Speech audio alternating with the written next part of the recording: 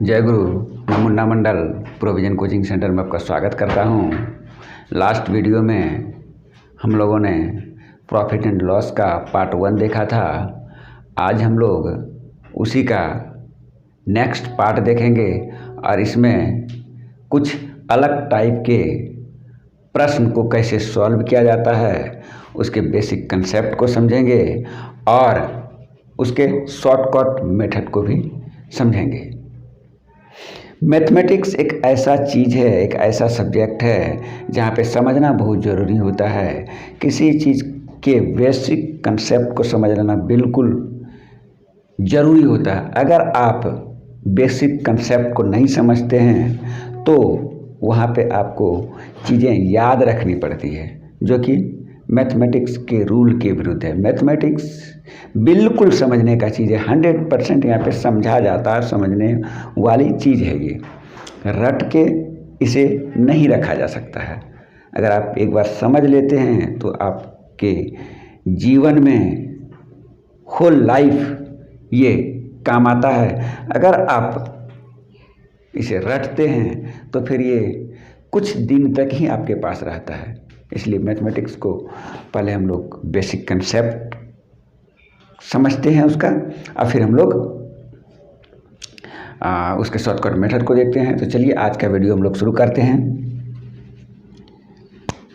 इसमें क्वेश्चन पूछा जाता है, एक्स वस्तुओं को बेचने पर वाई वस्तुओं के विक्रय मूल्य के बराबर लाभ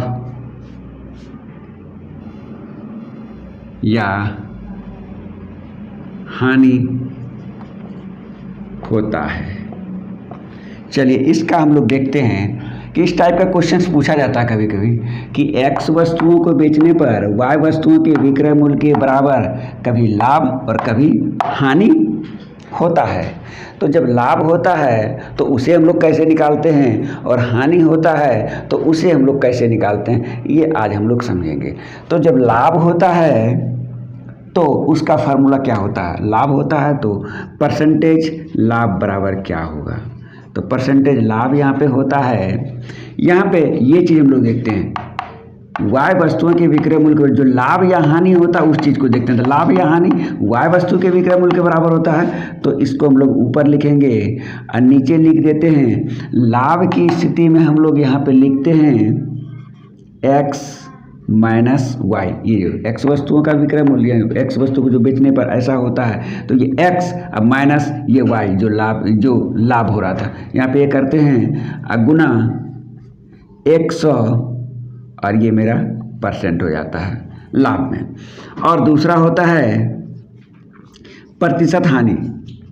जब हानि होता है तो उस स्थिति में क्या होगा, यहाँ भी वही चीज़ लिखेंगे हम लोग, वाई ही लिखेंगे, क्योंकि यही इतना ही वस्तु के विक्रय मूल्य के बराबर हमको हानि हो रही है, तो ये चीज़ यहाँ पे लिखेंगे।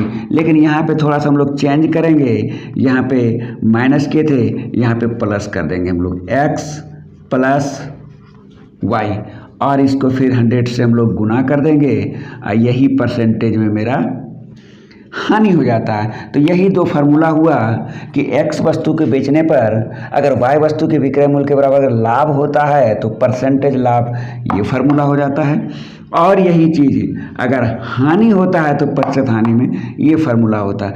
अब इस चीज़ को पहले हम लोग समझेंगे कि ये फार्मूला आया कहाँ से।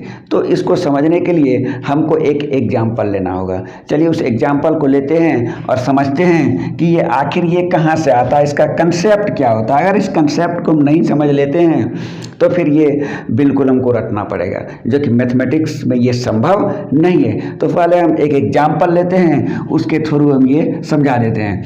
तो पहले चलिए एग्जाम्पल लेते हैं, 10 वस्तुओं को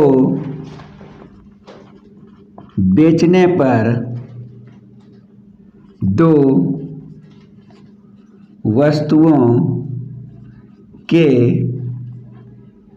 विक्रय मूल्य के बराबर लाभ होता है।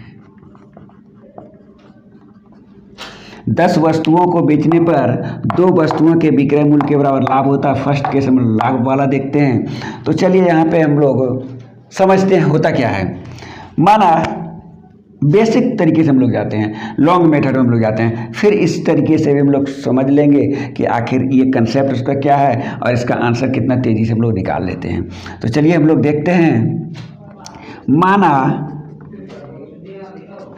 10 वस्तु का विक्रय मूल्य बराबर 10 रुपया। 10 वस्तु का विक्रय मूल्य मैंने 10 रुपया मान लिया, इसलिए 2 वस्तु का विक्रय मूल्य क्या हो जाएगा, इसलिए 2 वस्तु का विक्रय मूल्य बराबर 2 रुपया। यानी कि 10 वस्तु का विक्रय मूल्य, यानी कि ये हो गया मेरा 10 वस्तु के लिए ये एसपी हो गया, सेलिंग प्राइस, यानी कि ये एसपी मेरा हो जाता है 10 रुपया। चलिए, और ये 2 वस्तु के विक्रय मूल्य के बराबर लाभ होता है, मीन्स लाभ हो गया मेरा 2 रुपया, यानी कि पी बराबर हो गया मेरा 2 रुपया। एसपी हो गया ये मेरा हो गया प्रॉफिट। तो हमको यहाँ पे निकालना है इसका सीपी क्या होगा, कॉस्ट प्राइस इसका क्या होता है। तो देखिए ये सीपी होता है, हम लोगों ने कल फार्मूला पढ़ा था, उसमें देखा था कि सीपी बराबर कॉस्ट प्राइस बराबर होता है एसपी माइनस पी, यानी जितना में मैंने बेचा उसमें जो लाभ मैंने लिया था उसको माइनस कर दिया तो मेरा एक कॉस्ट प्राइस निकल गया। उसी तरीके से यहाँ पे अगर हम निकालें तो एसपी मेरा 10 है और सीपी मेरा यहाँ पे प्रॉफिट पी यानी 2 रुपया है, तो ये 8 रुपया निकल गया मेरा सीपी। अब देखिए यहाँ पे हमको निकालना है क्या, प्रतिशत लाभ, चूँकि लाभ हो रहा है यहाँ पे तो प्रतिशत लाभ का फार्मूला हमने पढ़ा था, लाभ गुना 100 बटा क्रय मूल्य, लाभ गुना 100 बटा क्रय मूल्य। लाभ मेरा देखिए यहाँ पे कितना आ रहा है, 2 रुपया है, गुना 100 अब बटे क्रय मूल्य यहाँ पे क्या है, तो सीपी मैंने निकाला यहाँ पे 8 रुपया। अब इसको हम लोग सॉल्व कर देंगे तो प्रतिशत में ये लाभ निकल जाएगा। अब देखिए यहाँ पे हम लोग इस फार्मूला को हम लोग सेट करने की कोशिश करते हैं। फार्मूला मेरा क्या था, y था, तो y का वैल्यू क्या है, तो y था मेरा यहाँ पे लाभ, यानी कि y वस्तु के बेचने के बराबर लाभ हो रहा था, तो यहाँ पे लाभ क्या हुआ 2 रुपया, 2 वस्तु के बेचने के बराबर लाभ, यानी y का वैल्यू मेरा यही था, यहाँ पे ये था, यही यहाँ पे आ गया जो फार्मूला में दिख रहा है, गुना ये 100, ये 100 भी आ गया। उसके बाद नीचे जो यहाँ पे x माइनस वाई का कंसेप्ट, इस कंसेप्ट को हम लोग यहाँ पे समझ लेते हैं। तो यहाँ पे सीपी मैंने निकाला था, तो सीपी क्या होता है, एसपी माइनस पी, यानी सेलिंग प्राइस में प्रॉफिट को घटा दिए। सेलिंग प्राइस क्या था, यानी कि 10 वस्तु को बेचने पर 10 वस्तु को बेचने पर 2 वस्तु के बराबर 2 वस्तु के विक्रय मूल्य का लाभ हुआ था। तो यही था मेरा x यही था, x की जगह पर 10 आ गया। तो यहाँ पे जो 8 हम लाए तो ये कैसे आया, 10 में 2 माइनस किए, तो 10 क्या था मेरा x था, और ये 2 क्या था, ये जो ऊपर में लिखे थे हम लोग y, वही y है, मतलब ये वाला, तो 10 में 2 घटा दिए, ये 8 आ गया। बिल्कुल ये जो है बस इसी पर ये आधारित है, अलग से कुछ नहीं आया। बेसिक कंसेप्ट यही चीज़ होता है। अगर आप इस कंसेप्ट को समझ लेते हैं तो फिर इसकी आवश्यकता नहीं पड़ेगी, डायरेक्ट आप इसको बनाएंगे। और हम तो कहेंगे कि आप इस चीज़ को समझिए और इसी तरीके से आप बनाइए, बिल्कुल ही आसानी से, बहुत कम समय में आपके पास आंसर रेडी हो जाएगा। सिर्फ हमने इस चीज़ को, लेकिन एग्ज़ाम में समय की भी कमी होती है और सबके पास उतना बेसिक कंसेप्ट नहीं होता है, इसलिए इस चीज़ को वो दिमाग में रख लेते हैं और बना लेते हैं। लेकिन मेरे ख्याल से तो ये बेटर है, फिर आपकी इच्छा जो करते हैं आप करेंगे। तो चलिए इस चीज़ को हम लोग देखते हैं। 2 चौके 8, ये 25 चौके 100, यानी ये आपका आ गया 25%। यहाँ पे लाभ कितना आ गया, 25%। तो बस वही चीज़ था, यहाँ भी अगर आप देखेंगे तो y की जगह पर 2 आ जाएगा, यहाँ पे कितना हो जाएगा फिर वही 10 में 2 घटेगा 8, 2/8, 4 बार में कट जाएगा, 4 से 25 यानी कि 100% हो गया। बस दोनों चीज़ सेम चीज़ है। चलिए अब नेक्स्ट हम लोग देख लेते हैं, इसी जगह पर यहाँ पे देख लेते हैं 10 वस्तुओं को बेचने पर अगर 2 वस्तु के विक्रय मूल्य के बराबर लाभ की जगह हानि हो जाए तो क्या होता है। तो चलिए देखिए, 10 वस्तुओं को बेचने पर 2 वस्तुओं के विक्रय मूल्य के बराबर हानि होती है। तो प्रतिशत हानि हम लोग कैसे निकालेंगे, बस यहाँ भी वही कंसेप्ट यूज करेंगे। मेन चीज़ हमको समझाना ये है कि ये x + y क्यों होता है, यहाँ पे x - y क्यों होता है, यहाँ पे x + y क्यों होता है। तो ये चीज़ आप थोड़ा सा ध्यान में रखिए। जब किसी वस्तु का मेरे पास विक्रय मूल्य होता है तो जब भी हम उसका क्रय मूल्य निकालते हैं तो लाभ की स्थिति में उसमें हमको घटाना पड़ता है, लाभ को घटाना पड़ता है, तो वहाँ पे क्रय मूल्य निकलता है। लेकिन जब हानि होता है तो हानि की स्थिति में विक्रय मूल्य में हमको वो हानि को प्लस करना पड़ता है। विक्रय मूल्य में जितना हमको हानि हुआ उसको प्लस कर देंगे, तब मेरा कॉस्ट प्राइस यानी कि क्रय मूल्य निकलता है। और जब भी प्रतिशत लाभ या प्रतिशत हानि होता है तो क्रय मूल्य पर ही निकलता है। इसीलिए यहाँ पे माइनस होता है, क्योंकि यहाँ पे लाभ हो रहा था और यहाँ पे ये विक्रय मूल्य दिया हुआ है, तो विक्रय मूल्य में हमको लाभ को घटाना पड़ता है तो जाके मेरा क्रय मूल्य निकलता है। लेकिन जब हानि की कंडीशन होती है तो उसमें क्या होता है, ये मेरा x वस्तु के बेचने पर ये विक्रय मूल्य था, x वस्तु का ही विक्रय मूल्य था, इसमें इतना हमको हानि हो रहा है, तो विक्रय मूल्य में हानि को जब जोड़ते हैं तो ही क्रय मूल्य निकलता है। और ये तो बेस है, क्योंकि जब भी हम लोग क्रय प्रतिशत लाभ या प्रतिशत हानि निकालते हैं तो उसके लिए हमको क्रय मूल्य निकालना पड़ता है। तो चलिए यहाँ भी इसी एग्जाम्पल से हम लोग देख लेते हैं।